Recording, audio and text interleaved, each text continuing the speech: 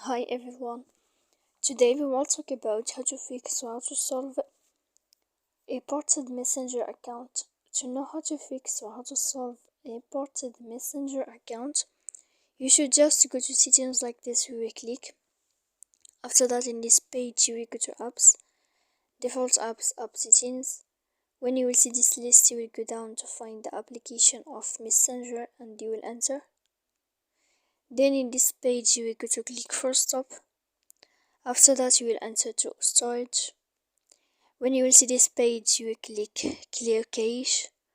Then you will go to click clear data. And when you will end all this, you can turn off your Wi-Fi. So please don't forget to support us by like and subscribe.